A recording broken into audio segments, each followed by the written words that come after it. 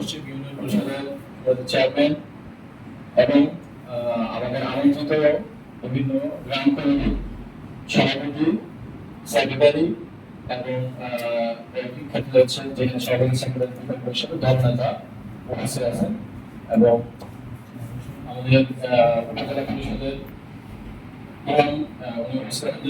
নির্দেশনা করা ছিল যে এখানে শিক্ষক প্রতিনিধি, ইমাম প্রতিনিধি এবং একই সাথে হচ্ছে আমাদের যারা তাদের সাথে আমরা প্রতিযোগিতা বাস্তবায়ন করি সরাসরি তাদেরকে উপস্থিত তাদেরকে দিয়ে প্রশিক্ষণ কর্মশালা নেবেন এবং সাংবাদিক সকলকে আজকের এই কর্মশালায় আমি স্বাগত জানাচ্ছি। আমাদের কর্মশালায় আগে শুরু হওয়ার কথা ছিল কিন্তু একটু বৈরী আবহাওয়ার পরিস্থিতি একটু দেরি হয়ে গেছে। তো আমাদের এই সেশনটি প্রশিক্ষণের যে সেশনগুলো ধাপ অনুযায়ী অনুষ্ঠিত হবে। আমরা লাঞ্চের মধ্যে শেষ করবো। তো এখানে আমাদের আজকের যে এই প্রশিক্ষণ আয়োজনের যে মূল উদ্দেশ্য সেটা হচ্ছে সমাজসেবা অধিদপ্তর কর্তৃক বাস্তবায়িত যেসব ক্ষুদ্রঋণ অনেকগুলি দপ্তর বাস্তবায়ন করতেছে, সরকারি এবং বেসরকারি বিভিন্ন সংস্থা বাস্তবায়ন করে। তো ক্ষুদ্র ঋণের কার্যক্রমের মূল যে সূচনা বা শুরুটাই হয়েছিল আসলে সমাজ কল্যাণ মন্ত্রণালয়ের মাধ্যমে 1974 সালে প্রথম ক্ষুদ্র ঋণ কার্যক্রম শুরু হয়। সারা দেশের 19টি জেলা থেকে 19টি থানায় প্রথম এই কার্যক্রম শুরু করা হয়। তো ধীরে ধীরে এই কার্যক্রমটি হয়তো পরিচিতি বা ব্যাপকতা লাভ করছে। পরবর্তীতে যখন গ্রামীণ ব্যাংক বা অন্য মডেলগুলি যখন সারা দেশে বিস্তার লাভ করে তখন জিনিসটা জনপ্রিয় হয়, কিন্তু সরকারিভাবে আসলে উদ্যোগটা প্রথম নেওয়া হয়েছিল এবং সেটা 1974।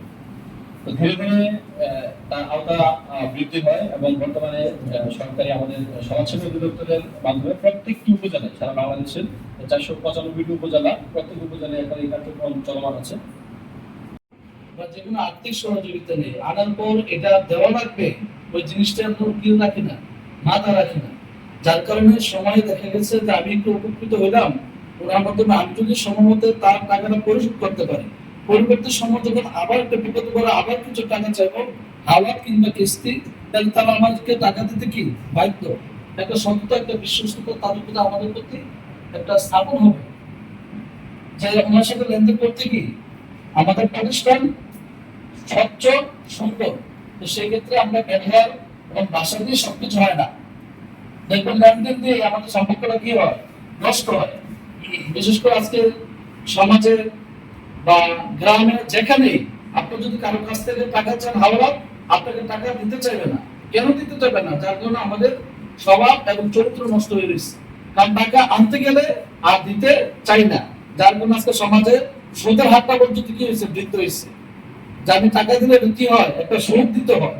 এই কারণেই সুদটা প্রভাবিত হয়েছে যে আমাদের লেনদেন খারাপের কারণে।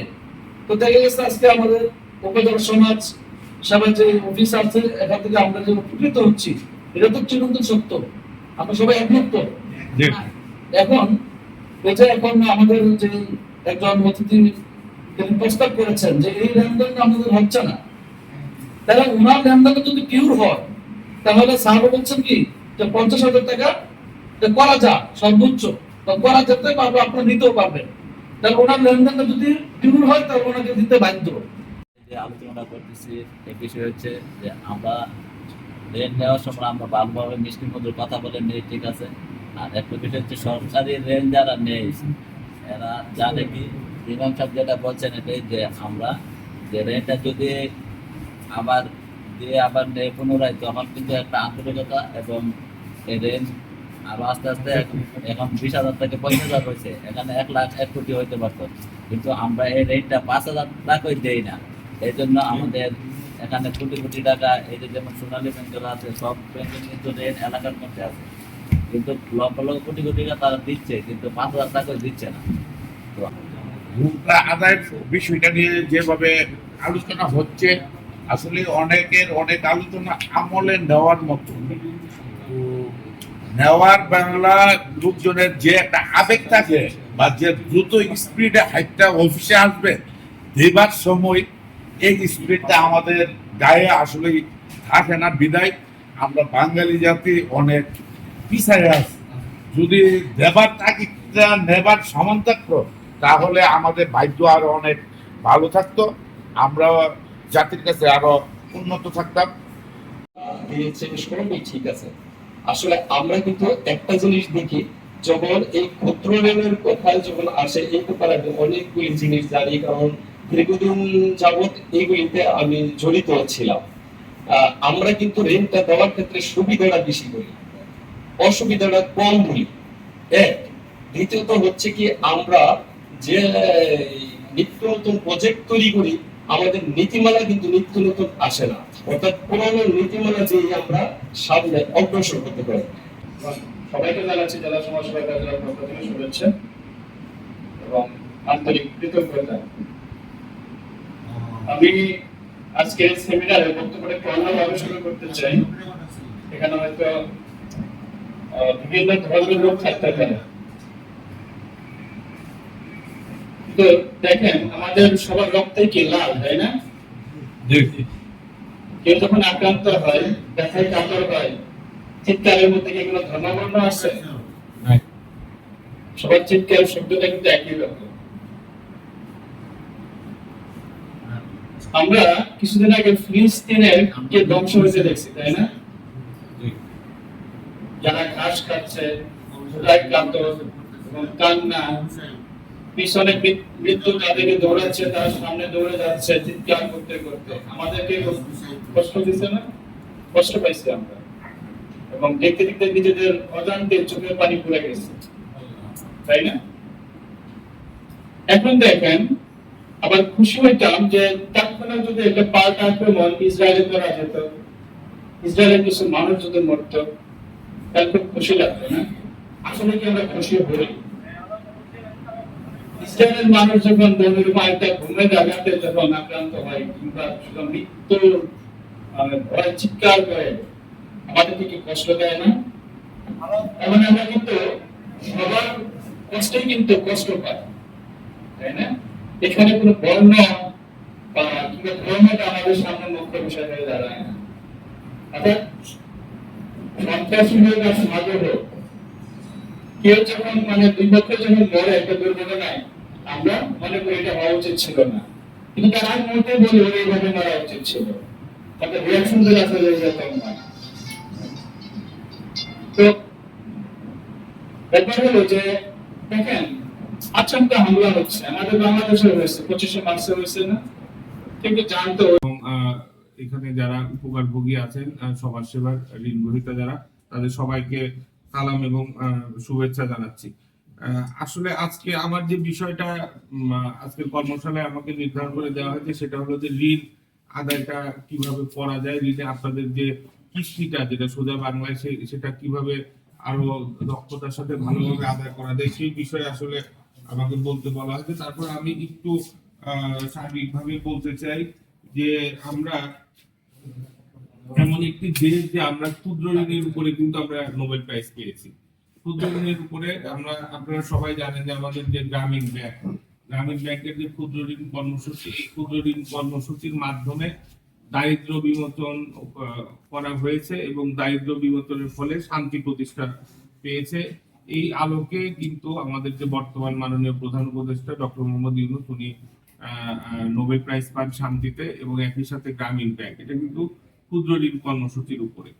তো এই কর্মসূচিটা কিন্তু সারা পৃথিবীতে কিন্তু বাংলাদেশকে মডেল হিসাবে ধরে এই কর্মসূচিগুলো অন্যান্য বিভিন্ন দেশে বাস্তবায়ন করা হয়েছে।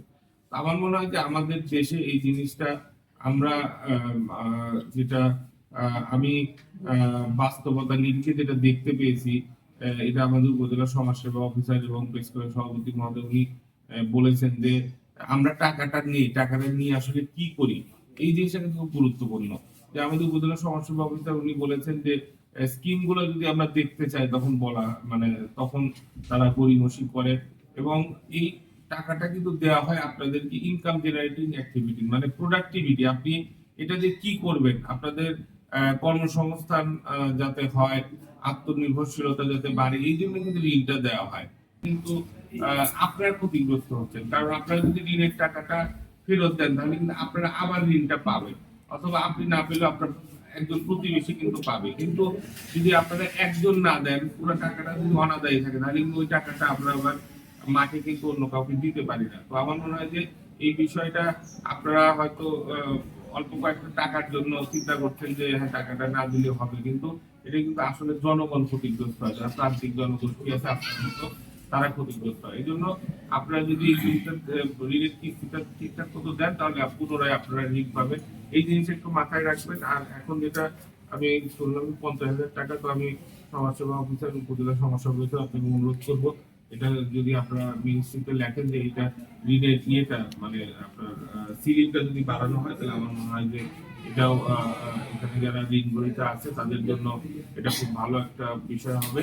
তবে আমি যেটা বলতে চাই সেটা হলো যে সর্বশেষ কিন্তু আরেকটি কঠোর জিনিস আছে, সেটা কিন্তু যে উনি যেটা বলছেন যে PDR act, public demand recovery act যেটা আছে 1913, এটাতে কিন্তু বলা আছে আপনি যদি ঋণের টাকা না দেন তাহলে কিন্তু এরকম হতে পারে যে আপনার যে স্থাবর অস্থাবর সম্পত্তি এটা কিন্তু আমরা ক্রোপ করতে পারি। হ্যাঁ, তো আসলে এই এই এই- এই এত কঠোর হতে হবে এই জিনিসটা আমরা চাই না। কারণ কিন্তু আপনারা যদি মনে করেন যে আমরা টাকাটা দিব না, আপনারা যে ব্রাহ্মণবাড়ির যে কথাটা বলা আছে, উপজেলা সমাজসেবা অফিসার বলেছেন যে হ্যাঁ আমরা তো কোর্ট পুলিশ এগুলা আপনারা অভ্যস্ত, কিন্তু আমি এর সাথে এই কথা বলতে চাই যে বিশেষ করে নবীনগরের যারা মানুষ আছে তারা কিন্তু আসলে প্রশাসনকে অনেক সম্মান করে, সরকারি অফিসারকে অনেক সম্মান করে। তো আমার মনে হয় যে আমরা যদি তাদের সাথে যোগাযোগ রাখি তাহলে অবশ্যই তারা আমাদেরকে কোঅপারেট করবে।